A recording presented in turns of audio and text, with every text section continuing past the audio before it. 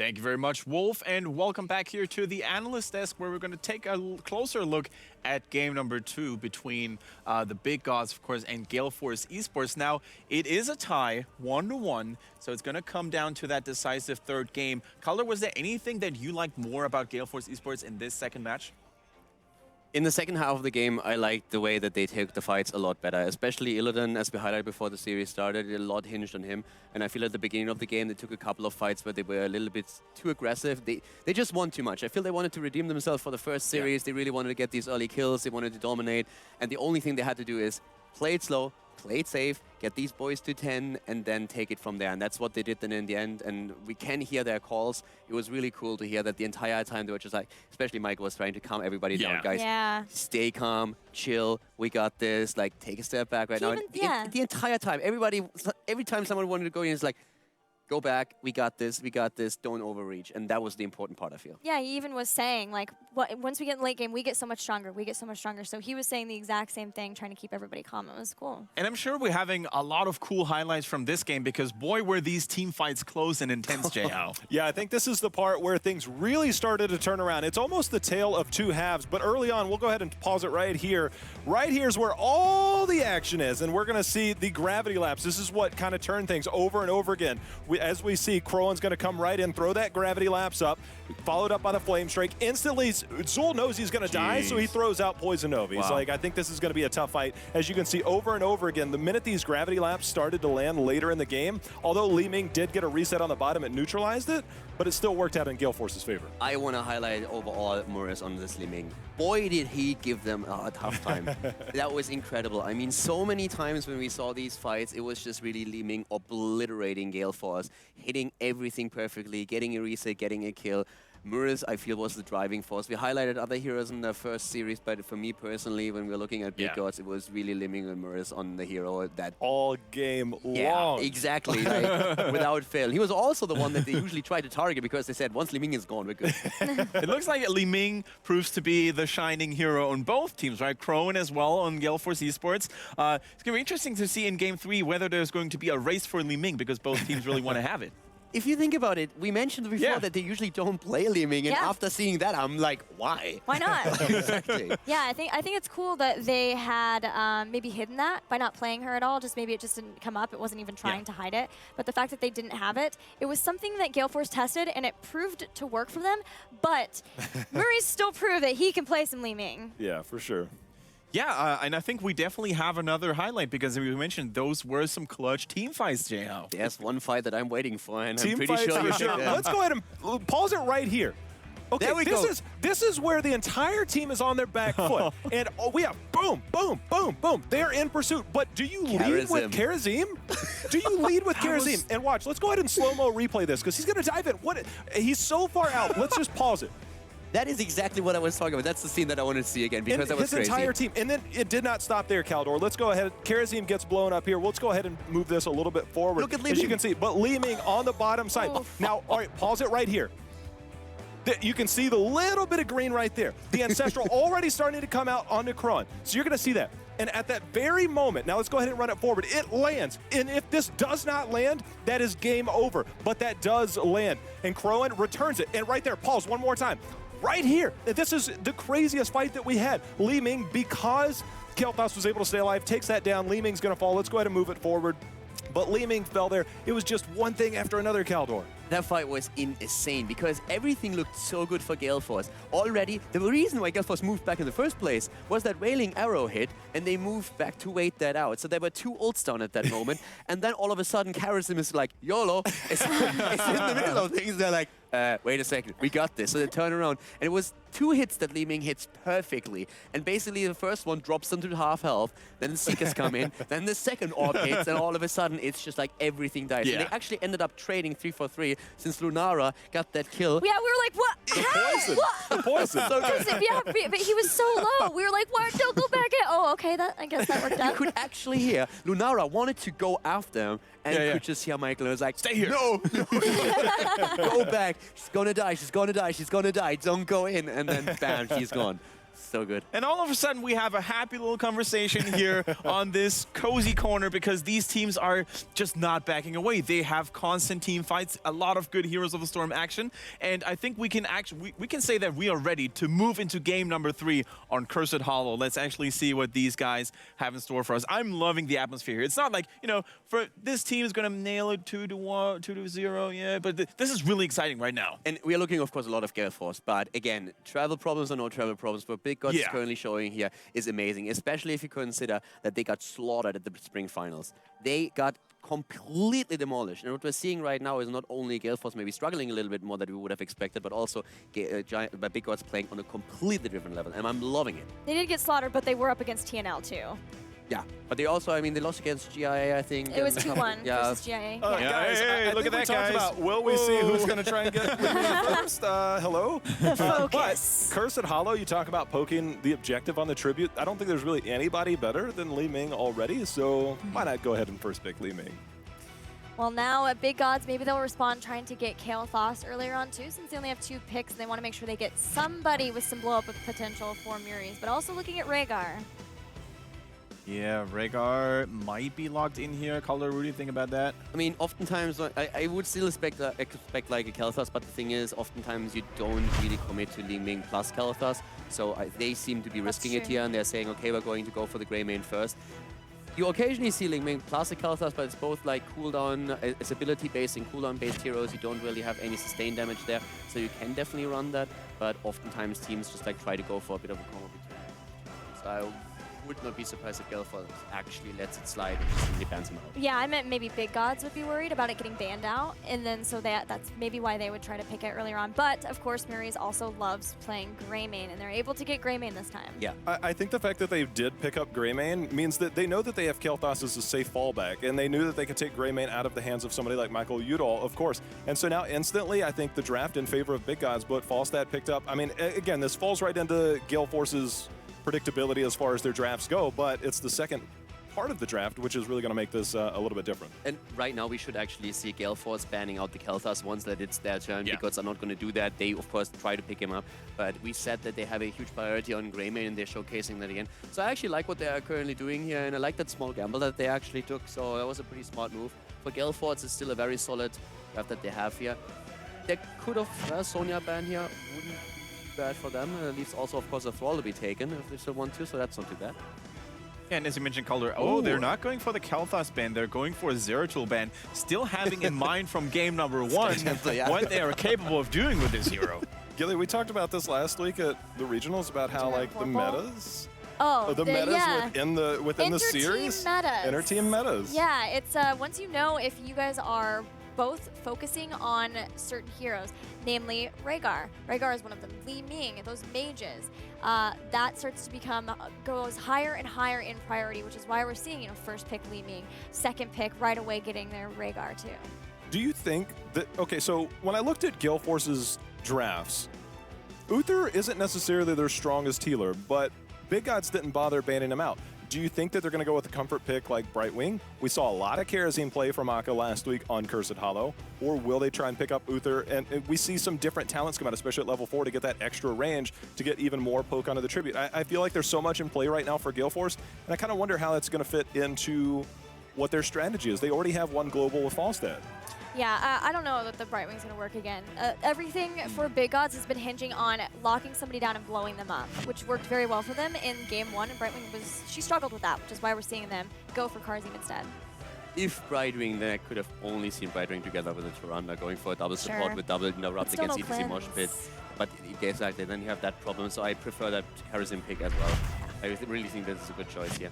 It's also, by the way, interesting that because when it's for the ETCs, there Thrall ETC as a bit of a combo that they can run here. Kael'thas is still open and could be used, and they keep their own draft very flexible. The last one. And another interrupt here for Gale Force. Playing the Sylvanas can, of course, also use the silence there. Have a bit of push power with that too. Not quite what I expected here, but of course we know NA prioritizes Sylvanas a lot and loves to play it. Yeah, they definitely equip themselves with a lot of counters to potential ETC mosh pit there, the Wailing Arrow, the Mighty Gust, especially on Cursed Hollow where you have a lot of those narrow paths, those can become quite tremendous. I do worry about the fact that if Greymane gets that back line, and you could essentially say it's a triple back line outside of Karazium, who's going to be bouncing back and forth, if Greymane gets back there and gets a reset or anything once they get to 10, I mean, I feel like he could absolutely wreak havoc. I mean, you could follow up on a Sunder, you could follow up on any type of mosh pit, even though that might be canceled out here, but I feel like Greymane against that back line of a Li Ming, of a Sylvanas, obviously Sylvanas has a little bit more mobility. I kind of wonder how that's going to play into Gale Force's strategy when they're looking at such an aggressive comp coming at them. Yeah, I'm worried that that's going to happen, and even if he doesn't get a kill off of that, it distracts long enough that they spend a lot to take care of him, and then ETC just comes in with a mosh pit. Same as game number 1. So that is a little bit scary at the way Gale Force is done, but they do like these triple ranged styles. If we're not seeing Michael Udall play like a Thrall or a Sonya, then it's more into these triple backlines. I'm Beautiful really draft. worried now. Yeah. I feel like Gale Force really found their stride in game number 2 and really could like focus on their strength, and they are still overall, I feel, the better team. But I like this draft of Big Gods a lot. They have a Thrall in there. They have also Greymane that can always jump in. They can set up very good flanks for Tribute fights, which with Thrall is absolutely important. If you have a good Thrall Sundering flank, then you can rip a backline apart. And especially if Greymane jumps in from the front too, and you have a Kel'Thas in the back just like saying like, hey boys, a couple of liver bones for everybody. Do you Think think, about bosses. do you think Li Ming in this instance is kind of, it almost kind of hurt their draft in the sense that they were forced to first pick Li Ming, allowing Greymane to get to the other side? Because normally you can almost trade off a Li Ming and a Kel'Thas. In a weird kind of sense is that they're both going to be on that back line and do a lot of damage. But the fact that they went on Li Ming opened up the draft for Greymane and whatever they wanted to go with on the other side for Big Gods, and that basically kind of forced Gale Force into another path. The fact that they had to first pick Li Ming to deny it. I don't know if they even wanted Greymane, which might be still an issue for them, but it just did not work out for them in game number 1. So this is probably the most exciting round for us to actually throw in our predictions, because it is all on the line for this series at least. But guys out there, if you just tuned in, do not worry, because this, though, the loser of this match has another chance to actually redeem themselves. So it's a double elimination bracket, but I just wanted to make this clear since it is the first best of 3 that we had. Calder, real quick, what is your prediction? Better draft for Big Gods, they impress me. I say they take them enough 3. All right, what about you, Gilly? I will say that Gale Force, with their newfound, or at least they're feeling better, they're going to be able to take it. All right. I feel momentum is definitely on Gale Force's side. A little scary on the other side, but I am going to go with Gale Force this time around. Right. I'm actually going to go with the Brazilian team here with the Big Gods, because let's be honest, it almost looks like a textbook composition. I mean, Thrall, ETC, KT, Rhaegar. I mean, it's almost made like a match made in heaven if you take a look at those team comps. So, yeah, it's going to be interesting to see. I now summon Dreadnought and Wolf once again to take you through game number 3.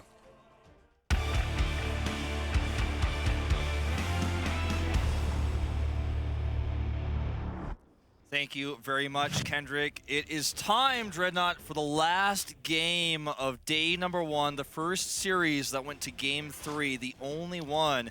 Very fitting that this would be the last single game of the entire evening. Yeah, it's going to be interesting. I agree a lot with what the panelists said about the compositions coming out from these teams.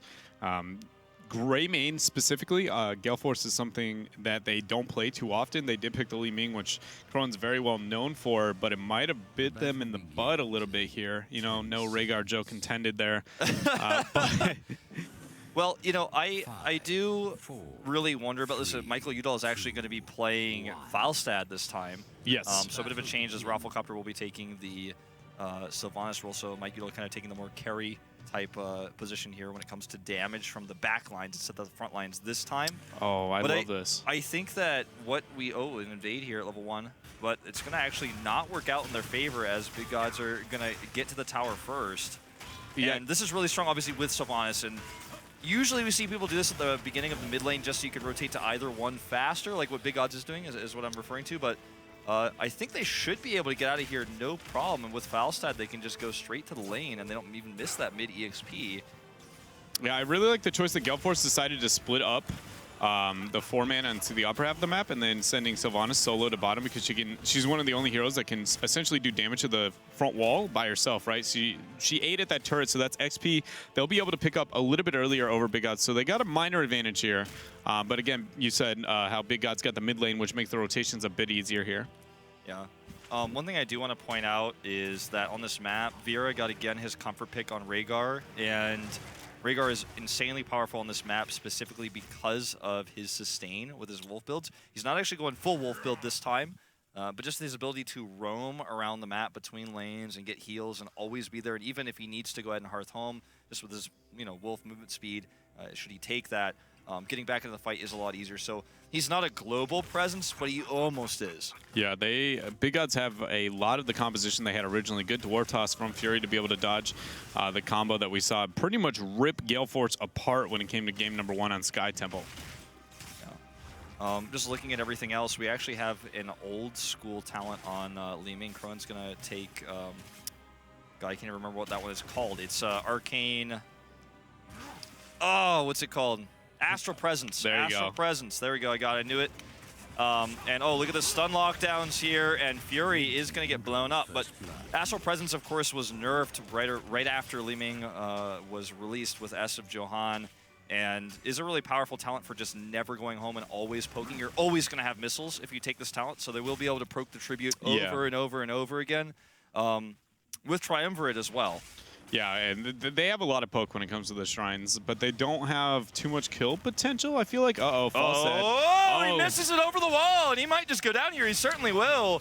And that is 2 kills to none here for Big Gods, taking half a level lead.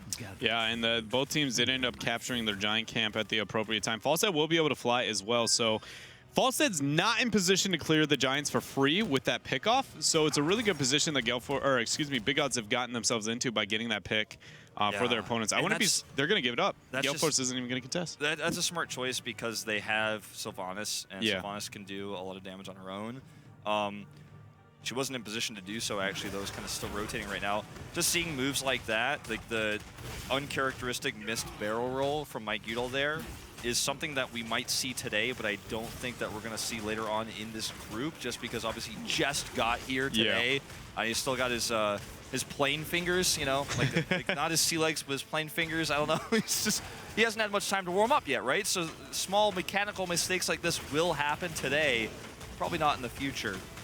Yeah, now Big Gods are able to get this fort because the positioning that Gale Force got themselves into after losing Mike Udall on the bottom half of the map, they do actually only gain a minor XP advantage because Gale Force has done a good job taking out the front walls on the rest of the map here. Yeah, this was actually a huge win for Gale. Like, I think Big Gods almost kind of messed up. They got a fort, but they lost EXP in 2 lanes, while Gale almost got a fort and got EXP in 3 lanes. Yeah, they essentially just didn't get that soak in the mid lane. If they had, they would have been in a really good situation, being the first to make the rotations and then get value on mid.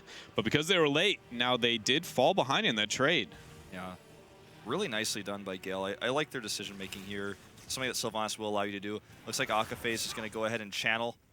Not going to happen though. Crowan a lot more flexible with his mana with that Astral Presence. He can just keep chucking out missiles and orbs. And Big Gods on the wrong side of this. Very difficult to actually hard engage. They're just going to keep poking. Yeah, and they get a little bit of harass from Mike Udall and Crowan onto the Li Ming here. Typhex is going to have a great opportunity to be able to get delays, though. Thrall is one of the better heroes when it comes to that. But he was a bit late. Okay, just barely gets it. And this is going to be engaged. Fury is killed instantly here. And this is not good news for Gale Force. Looks like Murray's just going to go in all the way here. No extra kills beyond the kill on Fury. Oh, maybe I spoke too soon. Yeah. Oh, Mike Udall with a sick juke here. But they will actually put themselves on curse point with this move. Yeah, they are going to be losing this, and Sylvanas now falling down. Good power slide coming in to be able to get the zoning here. Too greedy, I feel. Yeah. I think in this time, it's time to let it go. Don't be greedy. It's really unfortunate to be on curse point or be against curse point, but you have the heroes to split and soak, even with Sylvanas dead. Or rather, I should say, with Sylvanas dead, now you don't have that. But kind of do the same thing they did when they lost the top fort. It's like cut your losses. Yes, yeah, I agree. A lot of it seems to Gale Force gets one person out of position, they get picked, and then it comes down to like how can you get your damage control and like minimize their losses as best as you possibly can. And it seems like they are struggling in that department here today. But they aren't losing in XP too much. Again, the 4 kills for Big Gods, even though Gale Force doesn't have them, they managed to maintain the XP with their opponents. And this is actually one of the reasons why in Heroes of the Storm kills aren't everything, because oftentimes to get kills you have to rotate, which costs you. He's going to be trapped. Oh man, he is night. so dead. Well, speaking of kills, that's going to be the first one for Gale Force Esports. Vera thought he'd be sneaky. Wasn't even Hearthing though. I'm not sure about know that what his I don't know what his thought process is there. Like, if there was a Stitches on the team, like maybe, and like hiding in the horseshoe, but other than that, it gains no value sitting there. I don't know. Maybe they were hoping. Maybe they were hoping they were going to hit 10 and they were just going to like collapse on that and fight it. I don't know. I can't find a good reason there, but he tried. Yeah. Wasn't Hearthing. Strange situation. Level 10 is up actually for Gale Force first. Yep. And this will actually stop the curse. Yeah, really good job. They zoned efficiently within the short period of time that they did have 10 advantage here. Now they're backing out, looking like they're going to be able to start their boss, but they're actually baiting it here. I like this choice here. Mikey Doll may be showing a little bit too much, but this is going to hurt. Oh, but they're all clumped up. Okay, nice Stormbolt there onto Beto. Oh, the Gust does hit 3. There's a mosh pit, but it's immediately interrupted, and Murray's out of position. Will at least grab a kill. Yeah, that was a really good job being just out of range. Rafflecopter now falling as well. A lot of that came down to that Akaface was not able to get in range to be able to get the palm onto Crowan. I am surprised that Gale Force, when they were hiding that shrub, they knew their opponents were going to face check it, and they ran away when they did. Fury, though, as well, getting caught out. So much damage being done, but Beto will actually go down. Akaface in the front lines here, up at the beginning, and actually will palm himself. It looks like Typex is going in, though, and down goes Mike Udall. And, you know, they did turn this around to a certain extent. They at least stopped the boss. But the next tribute is about to spawn, and this is still going to be a curse for Big Gods. Yeah, I don't think there's any way that Gale Force Esports denies this. They do take the boss here. This is actually a really smart choice. This is a very smart choice. This is, again, one of those cut your losses moments where there's nothing you could do about the tribute right away. Take this boss. And you know what? They may actually just... I don't think they're going to be able to interrupt this. If they maybe had sent Crow in, it would have been really greedy. But it looks like they're just going to have to let this trib go. They're going to rotate towards it, but there's no way to stop it. So right now, Gale Force Esports definitely on the back foot for the most part. They do have the boss pushing on bottom, but again, without the curse, Fury dwarf tossing over the wall, Wave of Force trying to get the disengage here. But the curse is in favor of Big Gods for the time being. They're going to try and minimize or maximize their value out of this here. I don't know if they're going to be able to get too much other than just a couple of forts. Yeah, and obviously with the boss going in the bot lane, that's kind of just something that's always in the back of your mind. Despite the fact that it's just going to be dealt with by minions and this wave because it's a curse boss. It's kind of annoying and minimizes the amount of damage that Big Gods can get. The next curse is going to be much more impactful. Looks like they will still pick up this bot fort. And the problem is they're not actually splitting to get the EXP, and it's going to be a boss invade for Gale Force. They're actually putting everything on the line here. Yeah. They're doing a very risky choice here to try and get onto this, but it looks like it's going to pay off because Big Gods is not making any kind of rotation. How risky is this really, though? Because they had vision of so many people on the opposite side of the map. They were nearby. I actually really, the more I think about it, this is not that risky. One man should have been able to make that rotation. Like, that was, I agree with you in the sense that it was like, well, all of them committed, but there is no way that Big Gods show 5 people on the bottom half of the map and should not just expect they're going to go to our boss. That's the only map objective that exists, right? I say it's not risky considering what is literally happening in-game, but the thought process definitely is. Kind of a sloppy mistake by Big Gods to actually not have Beto over there checking this out. Just anybody. It was pretty, I feel like, transparent, I guess. It was very well shown that it was going to happen here, but Beto goes in for the huge mosh pit, gets instantly interrupted. Yeah, it's tough to actually make those work when Li Ming has Wave of Force, taking a lot of damage here. Good sundering, but the silence comes down, silencing nearly 5. Typex just barely ancestral there. Fury is going to go down. There's the sun, a beautiful palm onto himself by Akaface. Beto going for the chase, though, and it looks like that will be a kill. But Mike Udall gets one of his own. Crowan down at 60 health. The reset. Furious goes down. He gets a reset. Oh, the chain lightning will finish him off. Yeah, and 2 people do end up going down. Michael Udall did get a lot of damage onto his opponents there as counter-engaged, even though all of these team fights seem to be starting terribly for Gale Force Esports, it feels like, in a lot of these situations. That was all done without a gust as well. Yeah. Hard to believe, but this game is obviously still almost dead even. A slight EXP lead. 2 Big Gods currently, but Gale Force Esports, does have a lot of comeback potential here. They do have the tribute lead, I not say comeback potential, but like ways to get ahead at this point in time. I'm saying like in 5 different ways that they're even at this point. Yeah, they are. The mid four is really the only thing that separates it, and then one tribute for Gale Force Esports here. But both of the teams backing out, getting a little bit of the camps. They might be able to take out the front wall turret here. But again, it's not a major lead for either of the teams here. As this goes on, though, I feel like Gale Force should be able to do a lot. A lot of it's going to come down to Crowan. I feel like his positioning has been very aggressive, to say the least. He's constantly been needing to kind of be babied when the hard CC comes in from Big Gods here.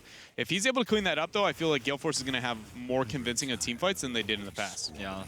I mean, if things had just gone a little bit differently there, I mean, obviously he was at like 60 health. The resets could have given him so much value. Mike Udall's actually hiding in the bot lane, not showing that he's there, which is really smart because he could come and engage with a gust from behind. I think that's exactly what he's going to look for here. He showed just to get the clear on Giants, and they're collapsing at this point. He's going to be trying to fly. He's not quite started it yet. This is going to be rough for him. Oh, they're going to punish him as soon as he's shown. He actually has to waste his gust. Nice dodge on Jay Shritta's gravity lapse there, but he's still going to die. That was worth. They just got a tribute and forced heroics from Big Gods. I'm going to take that any day in this type of situation. There's no boss up on the map quite yet for them to capitalize on. As long as they're able to walk away from the situation, which they should, Gale Force there, capitalizing on the 5-man rotations that you see from Big Gods. Yeah, and this is actually going to be Curse Point at a much more valuable time than when Big Gods had it. We're, 12.5 minutes in, level 16 on the horizon here. And this is quite scary, in fact, for Big Gods, who continue to, as they say, death ball around the map. And they're getting punished for it because of the global presence of Falstad. Just how, as they say, death ball. As they say, like as it is on some forums on the internet that people will describe this style of play. It was weird. I only thought it was funny because I was literally about to describe their playstyle as a death ball. It's a death ball. If you can disrupt their death ball, like it seems like they can't do more than one thing. Yeah. Right? So, for instance, your opponent's going to be taking a boss. We can't delay and get sighted on our vision, right? When it comes to ganking Mike Udall, you can't interrupt a tribute. It feels like if the death ball has, it's a hive mind, right? Once it's set, it's not breaking. Everybody's on the same page, and that can be great for their team, but it also could be the downfall because, I mean, Cursed Hall is like, you have to be able to get multiple objectives, understand the circumstances perfectly. So, looks like they're going to leave Thrall to grab the tribute. Wailing Arrow was wasted in that fight without getting any value. Fury up here in the front lines right where he needs to be, though, and he's going to go ahead and force this engage. And the funny thing is, Beto, despite the fact that his positioning is always perfect, he can't really engage with Mosh. That can't be their initiate because Crowan is never going to miss his wave of force. He hasn't yet, and it's just so hard to actually engage. Double stun going down. Beto is blown up instantly. I've never seen ETC die that fast in my life. And again, Li-Ming with the resets going in. Murray's taking a lot of damage. Here comes Mike Udall. Great Sunder, though, splitting the seas there for the team of Gale Force Esports. But another blow up there. Crowan getting a lot of DPS onto his opponents. 2 are going to fall down here. Now, Gale Force Esports are the aggressors. It looks like they're posturing for the keep, which has taken a decent amount of damage, but we do have a replay. Yeah, let's watch this again. Let's watch the fastest time ETC has ever died in the history of Heroes of the Storm. See you later. Yeah, look at this, man. They're pushing this hard. They're going to take the bot keep. And there's not much Big Gods can do about it. 17 seconds till Thrall comes up, and even when he does, he's not going to have Sundering. Yeah, Mosh Pit's their only answer here, but it's too late because he now is going to be dead. So this is a huge turning point for Gale Force. Obviously, a keep is very a very big thing for them to be able to pick up, but the most important thing is they're the ones threatening a curse. And not only that, the boss is going to be up. So no matter where the curse spawns, they're in a positive situation. Yeah. See, it's going to spawn. So now if they get this, they get a boss, they get a curse together. If they don't and their opponents want to go the opposite direction, they essentially, like, it's just a win-win. They can't lose here. Well, they're not, they're obviously going to go for these bruisers first. Big Gods has to force a fight here. 10 seconds left on Sundering. That's going to be the way to engage. Big choke point here. Sundering's going to get a lot of value. Same with that Mosh Pit. And Beto is up at the front. Ravelcopter taking a lot of damage. There's the Mosh! The Gust accomplishes nothing, and Mike Udall is out of position, but already a kill for Gale Force. Yeah, huge Sundering coming out there. Great Ancestral as well. Mike Udall flanking the backline, though. 2 people already dead. 4 Big Gods. Looks like a third might die. Akaface with a Radiant Dash out of it. That's another reset here. And look at Crowan is not done. Neither is Mike Udall as they decide to try and chase Vieira away here, and he will be falling down. That's 4 people dead. This is going to be game, actually, I think. I would say. I mean, this is close. This is the downside of fighting. Looks like Jay Shritta is going to try to grab this kill onto Fury. He's not actually able to do so. He's trying to bait him into Phoenix there. With the keep already down with this curse, it's very likely to be game. I think you're right. Not if that happens. Well, Mike Udall, though, going down here, risking his positioning a little bit too much. Are they going to decide to stay? No, they back out. Now wasting 20 seconds of their curse, taking the risky play and definitely getting hyphy with it. Yeah, you know, Big Gods made the risk of trying to fight over that curse. They died and lost the curse. Now the boss wasn't taken either, and all they accomplished so far was losing Mike Udall. Yeah, That's not an accomplishment. No, Gale Force Esports, actually, I feel like they could be threatening boss right now, forcing Big Gods to answer, and then essentially just delaying around that, forcing them to make a bad rotation. They have so much pressure on the map right now, right? I don't even know if they're going to even get this keep. I don't think so. No. And this is something that we've already seen. Oh, hold that thought. A lot of damage going down onto Mariz here. Beto does jump in. And the Sundering is wasted, essentially, but they're still going on to Fury. He's got a lot of DPS onto him, but Rafflecopter's in a bad position. Oh, Palm coming wasted out early. Palm. They can actually capitalize on this, and down he goes. And this actually is going to be a big turnaround. Beto comes in. Akaface does avoid death. But guess there. what? Look at the core. 96, 97, Giants coming in. Top wave is a whole lot of minions coming in as well. 85. It's time to hearth they have to home. back. They're going to try and delay them as best as they can here, so they can't back. Mike Udall aggressing onto his opponents. 3 people are going to get the back uninterrupted, though, here. Tyfex as well, trying to make something happen. So Gale Force Esports, that split push pressure I was talking about, because they didn't keep alive the Sylvanas long enough here, they didn't get as much out of it as they wanted to. Yeah, I think we are seeing a trend in this best of 3 of Gale Force not capitalizing on advantage in the late game. Maybe just playing a bit too safe when it's not necessarily required. But they do hit 20 here. And Big Gods is going to need to split and soak and take this. They're scared because yet this time they don't have vision of the boss, and this time they are going to go check. And when they see no one here, it's risky to force it versus 20. I think they just have to walk away. But when they leave, Gale Force is also going to go down, rotating down. They already have Fury in position to check this. And it might just be a boss for a boss trade, but with 2 keeps down, that's obviously going to be better for Gale Force. Yeah, it's game ending. With your core at 75%, they can't just go boss for boss. At this point, it is game ending. Either boss going in the hands of Gale Force Esports, they can win the game. They're going to have Mike Udall up here with his level 20 talents being picked up for him, threatening the upper half of the map here with Epic Mount, trying to bait it, but they do scout it out here for the first time. It feels like Big Gods understands in his scouting. I mean, you know, Mike Udall could fly in at any time. I don't think that Gale Force necessarily has to give this boss up. They're going to wait for a good opportunity. Fury up here in front. Beto gets knocked in. Oh, and the Mosh is wasted. What a waste there. That was their only way to win this fight. Their core is already being threatened, though. Thrall does end up backing. The Sundering is not going to be dodged by the barrel roll, but he's not going to be able to get on him. He does not hit the Wolf. Nobody shit the Wolf. All right, here we go. Murray's going to get Ancestrals here, and they're going to go on Crowan. They're going to ignore the Palm for now, but he goes down, and Crowan will live. Yeah, and that was the abuse of Mike Udall there, getting the Epic Mount flight over there with the Gust as well. So that's one person going to be going down. Vieira barely going to be able to survive with that Spirit Wolf form and walk away here. But now Gale Force has the opportunity to threaten the boss because there's immense pressure on Big God's core. And this tribute is basically just a non-factor in this game. I don't think we're going to see a curse with this. I think Big Gods has to get a wipe to win this game, and they don't have any of their engages. They're going to try to steal this, though, and it's not going to happen. Look, Gale Force in perfect position. Down goes Kael'Thas. Vieira is going to be the next to fall, it looks like. It's actually ETC. The Palm does go off here, and that should be game. Yeah, that's going to be it. Vieira is going to be falling as well, getting the dance out here with his team. And Gale Force Esports here secures this series, but maybe not as convincingly as I feel like they expected going into this. They falter, but they do not fall in this series. And in this situation, obviously, they're just going to waltz across and destroy this core. A very tough-fought series, not an easy one for them, much harder than they expected, but they do hold together when it matters most. And there you go, GG. Gale Force will take the last series of the evening. They get it, and I feel like you can see just on their faces here that they aren't necessarily the most proud of the situation that they've kind of losing the game, and also all of them being as close as they were. But they do walk away with the victory here, the big W. And I think a lot was learned about Gale Force in that series. Obviously, their reluctance to move away from their comfort picks. Some of their overcommitment to safety in the late game, but still very strong play, good team fighting.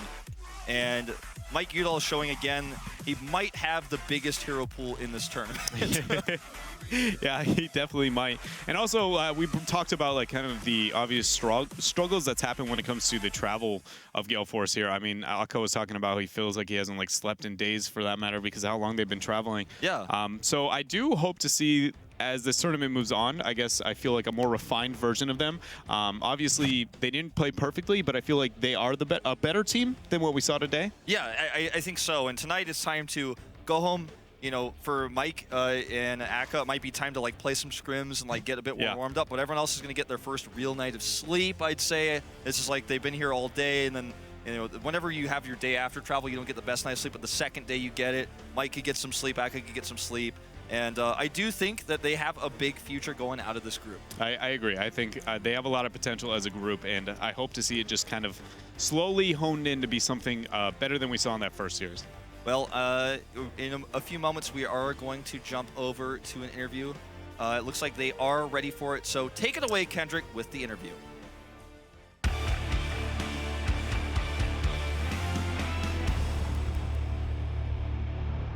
Thank you very much, Wolf. But before we get started with those interviews, I want to ask my North American co-analyst here, on a scale from 1 to 6.5 out of 10, how excited are you about the victory of Gale Force Esports here? I don't think I can express like the amount of enthusiasm and excitement in the studio alone. I mean, we're back in production, and people are literally screaming watching these games. I mean, they're from all over. They're from Sweden. They're all over for production. People are literally screaming watching this game. It's just unbelievable, this 3-game set. Definitely. Yeah, I was very, very excited about Gale Force being able to clinch it out, but I also want to give a shout out to Big Gods because they really impressed me this series. If you had to highlight something coming out from Big God's color, what would it be?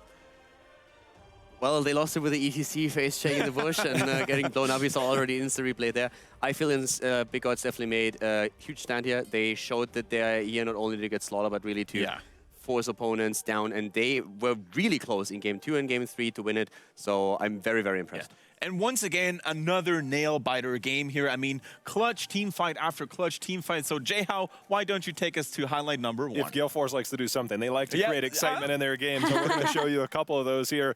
But this is one in particular. Let's already pause right now. This is where positioning is key. We're going to see Typhix actually come down.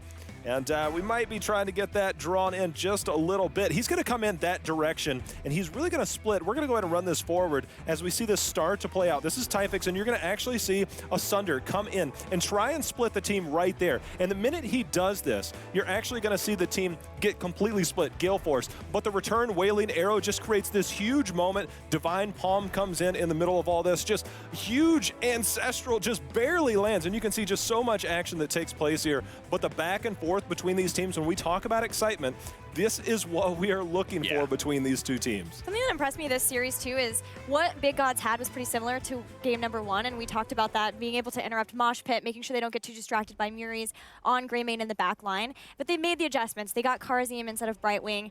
They were making sure to save something to interrupt Mosh Pits, and that was a lot more pivotal. So they were able to make sure not to make the same mistakes. There was the delay there. Both teams were at 10, and Li Ming and ETC both just waited. Yeah. What are you going to do? They're like, no, you go first. No, you go first. No, you, me? Whatever, let's just go. Mosh pit.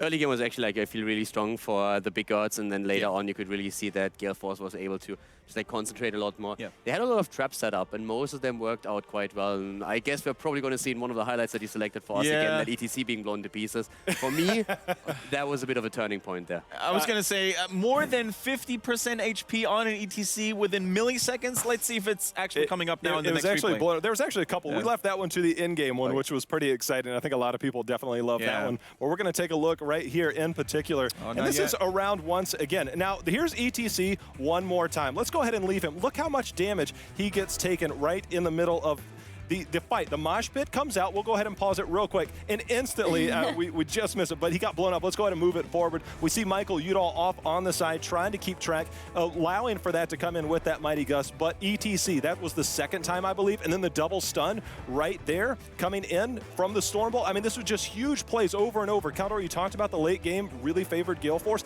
These are the moments where that happened. Yeah, and also in that situation, we still see that Rega had actually his ancestor already, so he could have used that too. Keeping ETC at the front line is just like incredibly important if you want to win these fights, and every single time they managed to do that, they gave Gale Force a run for their money, but ETC dying in these engagements early on, of course, opens up everything else. And now I think we can slowly but surely approach the golden moment. My personal highlight of this entire series, Jay Howe, talk us through it, man. I mean, there's just so much that happened, I think, with this match in particular. It almost looked bad when we saw Falstad go in. But this was the boss moment right here. Let's go ahead and pause right now. So far in that power slide went in real deep coming in from ETC, but we'll go ahead and run this forward just a little bit. This is a last-ditch effort. They're down 20-19, and they're trying to stay on point. But let's go ahead and pause it one more time. Look at the damage right across here. All three members extremely low. Thrall way up in the middle of nowhere, not able to join the fight in time. We'll go ahead and run it forward just a little bit. But on the backside, the resets coming in from Kroan, allowing him to make those plays. ETC, and you can see already just problems galore. We see the stasis coming in from the Divine Palm, just keeping everybody alive. Just so much happening. And for good measure, let's go ahead and have Rafflecopter go ahead and, or excuse me, Michael Udo, go ahead and fly on over. But talking about Rafflecopter, he kind of distracted me, snuck up on stage here. How's it going? It's all right. How you guys? Doing good, man. You guys create some excitement. You certainly gave us a nice show here on screen, so we're feeling really pumped up and good right now. Thank you, Raffle. But it was a very exciting match. Did you actually expect Big Gods to play as well as they did? Or what was the reason why this series was so clutch? Well, we watched the previous games and we saw everyone else had a 2-0, so we wanted to give like the crowd a good game. So we had to throw the first game, obviously.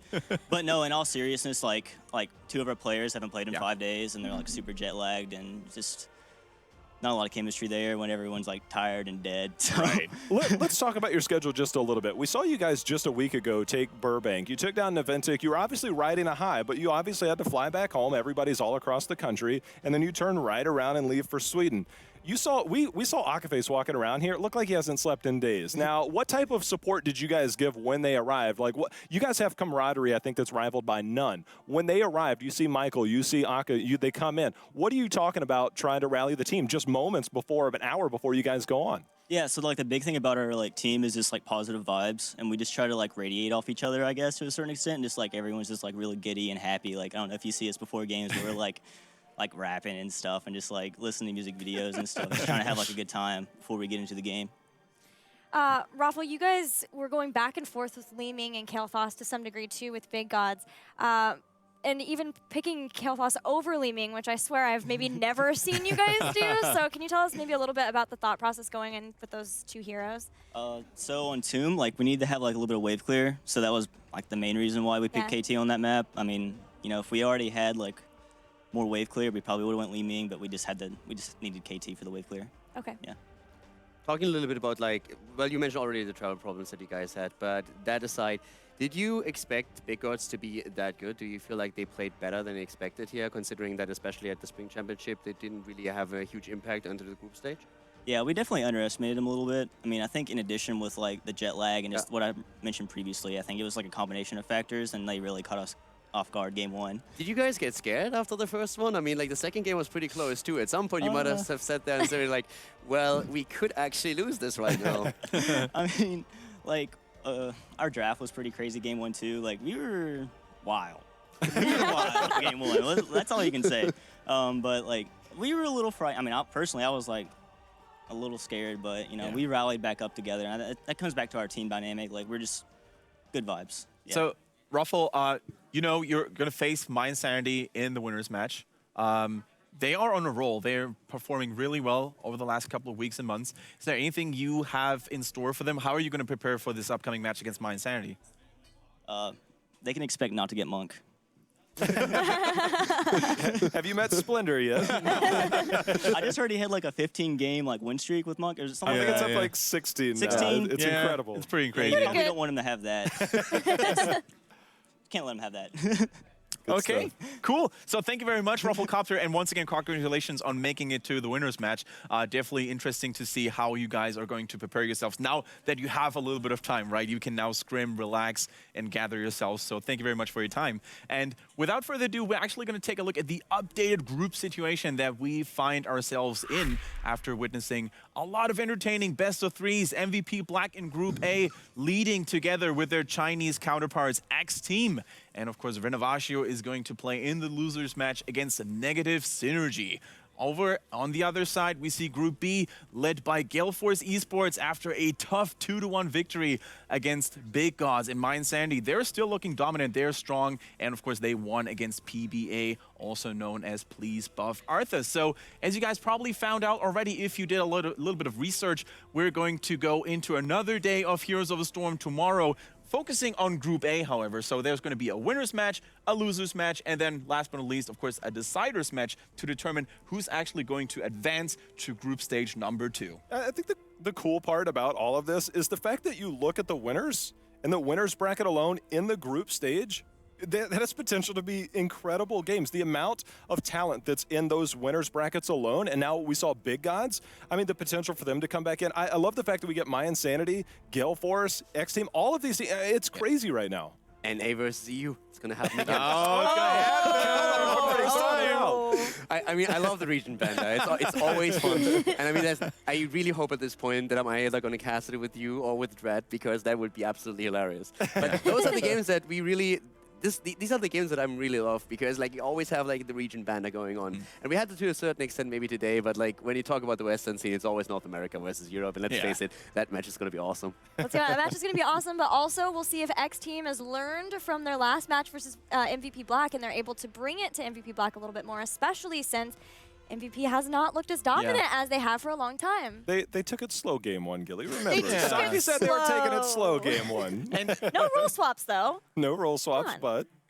I was a little bit disappointed by that. I mean, Me too. I did not expect them to really seriously roll swap for the later stage of the tournament. I didn't expect that when I saw that comment or that interview. I was just like, yeah, right. But like, for the first games, I could have seen that. Maybe like not the entire team like completely going wild, but you know, like 1 or 2 years. So I was a little bit disappointed that they didn't give us that show. But I guess they wanted to have the 2-0 there, so yeah. So, boys and girls, let's actually wrap it up for today and take a final look at the bracket to see what you guys can expect coming up for the next 2 days. As I mentioned earlier, Group A is, in this case, okay, Group B is, of course, going to be the focus relatively soon, with Mind Sandy, of course, duking it out between themselves and Gale Esports in the winners match fairly soon, and in the loser bracket, we see, of course, PBA and the Big Gods. Very cool matches to come here for sure. I'm pretty sure we also have, do we have a bracket for Group A here as well? Let's just... No? I just really want to see Big Gods play again. Right? They impressed me today. Yeah. I mean, more than anybody. We could see a even rematch. see a rematch. That's what's awesome. Yeah, it could absolutely happen. But we don't have a bracket for you about Group A right now, but of course it's going to be the winners match between MVP Black and X Team, so the Asian grudge match, so to speak. It's going to be very interesting to see how the overlords from Far East are going to play. There's not too much grudging going on over there. That's pretty much so far Korea just stopping everybody. And in the losers match, of course, for Group A, we have Renovatio, one from the Philippines, against Negative Synergy from Australia. So also, that's actually, we have a lot of couples from the same region, don't we? Yeah. I think it makes for excitement to have that familiarity and possibly just the rival that we talked about. We'll talk about that later, Caldor. I need to also give the Aussies a little bit of support here, I have to say, when we're talking about that. So when it comes to that, I'm definitely for the Aussies, though. Yeah, those two Shout out. teams. Those two teams are really good friends too. So I'm sure Yeah. they're sad that they're playing each other, but it'll be fun at the same time. Shout out to everybody from Melbourne, by the way. Sorry, Sydney. Well, I think it's a good moment to actually wrap it up and to throw out a big thank you to everybody who has tuned in for the first day of the Heroes of the Storm Summer Championship. We had a blast, and I hope you did as well, guys. Thank you so much for watching, and can't wait to see you guys tomorrow again and welcome you back to the second day.